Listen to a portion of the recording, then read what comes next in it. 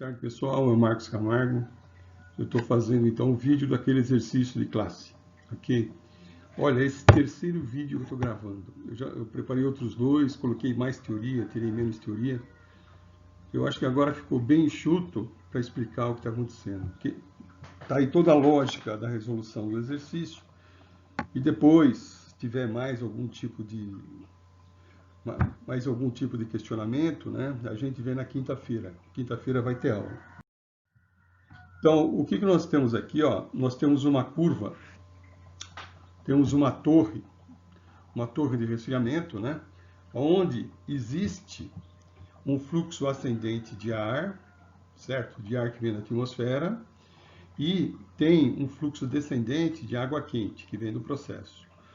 Então, eles interagem em contracorrente. E interagindo em contracorrente, existe uma certa evaporação da água. Esse processo, né, é um resfriamento evaporativo.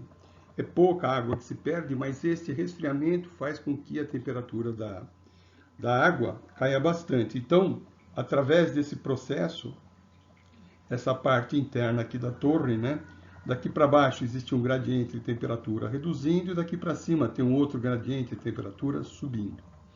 Ok?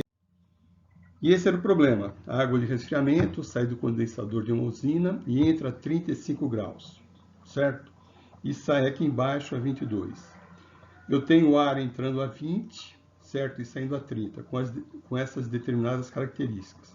Olha, esse ponto 4 é importante. Olha, aqui dentro existe um pouco de evaporação da água que está entrando. É isso que faz o arrefecimento, através desse processo que a temperatura cai, ok? Existe o contato direto entre o ar e a água. Com isso, a temperatura cai aqui dentro, certo? E a temperatura do ar que sai sobe, tá?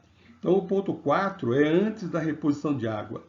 Como existe uma certa perda de água aqui no processo, é necessário que a gente reponha essa perda aqui. Tá bom, pessoal? Essa é a lógica.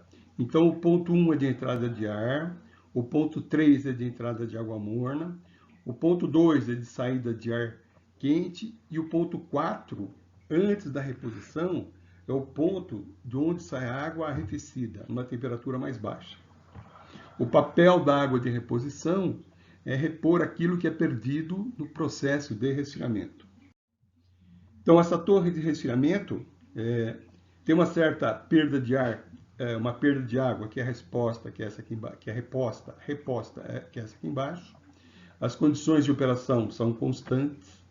Ar seco e vapor d'água são aproximadamente gases ideais. E a torre de resfriamento é adiabática. Tá? Esses dados das condições de entrada e saída do ar, a gente tinha pego já na aula passada na tabela do diagrama psicométrico. Tá? E aqui de baixo, essas duas entalpias, nós tiramos da tabela termodinâmica. O balanço de massa é o seguinte, ó, o ar que está entrando é o ar que está saindo. A água, ela entra por aqui, M3, e entra também água pelo ar que está entrando. Sai a água M4, certo? E sai também água aqui em cima, com o ar que está saindo, o ar quente. Esse é o balanço de água. Então, aquilo que eu falei, o ponto de reposição da água, ponto 4, né? Ele entra no nosso cálculo, certo? No nosso balanço. Tem aqui ó, o sistema, a fronteira do sistema, tá? Mas é necessário que você tenha uma parte de água reposta para suprir aquilo que foi evaporado. E olha, a diferença, esse M3 menos M4 é o quê? É esse teor de água que está saindo aqui, certo? Específico, teor de água específico aqui, ó, umidade específica aqui, menos essa umidade específica de entrada. Essa é a água de reposição. Então, o balanço de energia, ó, o que está colocando energia no sistema é o ponto 3 e o ponto 1, e está saindo energia do sistema no ponto 2 e no ponto 4. Ok? Então, aqui, olha, eu tenho que a entrada, eu tenho a vazão, aqui, ó, eu tenho uma vazão mássica do ar vezes entalpia, mais eu tenho aqui a vazão máxima da água vezes a entalpia correspondente, é igual a saída, certo? A saída aqui em cima do ar, certo? Na entalpia correspondente, mais a saída de água na entalpia correspondente. Olha, o que foi feito aqui? Ó? É só uma análise algébrica de estudo. Eu pus o M3H3 desse lado, passei a massa do ar, a vazão máxima H1 para o outro lado, né? Aí eu desdobrei. Desdobrei como? Eu tenho aqui o M4. O M4 eu tirei da água de reposição. Correto? O M4, que é essa fórmula aqui. É só vocês olharem aí no exercício que vocês vão ver. Então eu substituí M4 e resolvi de forma algébrica até chegar na vazão máxima do ar, que é essa daqui, ó. Tá?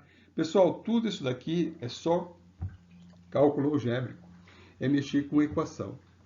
Eu cheguei que a vazão máxima do ar é de 96,5 kg por segundo, é isso que está entrando aqui. Correto? Qual o volume? Certo, eu pego a vazão máxima vezes o volume específico, que a gente já tinha achado lá atrás, e chegamos aqui. Que a vazão máxima do ar é 81,35 metros cúbicos por segundo. Esse foi um pedido do problema. E a reposição é aquela formulinha. É a vazão máxima do ar, certo? Onde eu tenho a umidade específica 2 menos a umidade específica 1, que também a gente já tinha achado lá atrás. E chegamos a esse daqui. Então, 1,83 kg por segundo é a perda que eu tenho de água aqui no processo. A perda não, é o quanto está sendo evaporado, o quanto está sendo levado para fora, né, pelo sistema da torre de resfriamento. Tá bom, pessoal? É isso daí, tá bom? Tem mais um outro exercício, eu tento fazer, e eu também vou fazer o vídeo do outro exercício para a gente discutir na próxima aula. E eu cheguei à conclusão que fazer esse exercício em sala de aula, embora eu acho que seja o mais prático, o mais adequado, né, para a gente discutindo o que vai acontecendo, eu vou começar a fazer vídeos de todos os exercícios, depois a gente chega em sala de aula e só tira a dúvida. Tá bom? É isso aí, pessoal. Obrigado, boa tarde.